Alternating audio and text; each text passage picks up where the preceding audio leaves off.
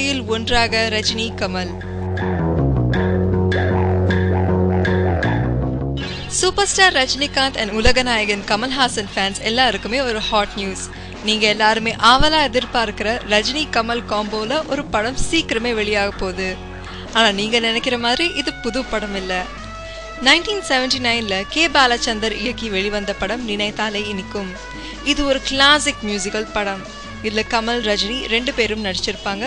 படமும் black Bastar hit. அப்பெல்லாம் கமல் ரஜினி சேர்ந்து நிறைய படங்கள்ல நடிச்சாங்க. ஆனா 80களில் 2 பேரும் அவங்கவுங்க பாதையை தேர்ந்தெடுத்துக்கிட்டாங்க. ஆனா இப்பவும் அவங்க தான் தமிழ் சினி இண்டஸ்ட்ரியில சூப்பர் ஸ்டார்ஸ். இந்த படத்துல இவங்க 2 பேர் தவிர ஜெயபிரதா, கீதா, சரத்பாபு, SV சேகர் நடிச்சிருந்தாங்க. மெல்லிசை மன்னர் MS விஸ்வநாதன் கம்போஸ் செஞ்ச பாடல்கள் இப்பவும் எல்லார் மனசுலயும் நிக்குது. இப்போ இந்த படத்தோட ப்ரொடியூசர்ஸ் இந்த படத்தை ரீரிலீஸ் செய்ய திட்டமிட்டு இருக்காங்க. படத்தை கியூப் ஃபார்மேட்டுக்கு மாற்றி ஆடியோவை டால்பி சரவுண்டில் கன்வெர்ட் செஞ்சு ரிலீஸ் பண்ண போகிறாங்க. கர்ணன் படத்தை ரீரிலீஸ் பண்ணி அது பெரிய அளவில் ஹிட் ஆனது தான் இந்த ஐடியா வர்றதுக்கு காரணம்.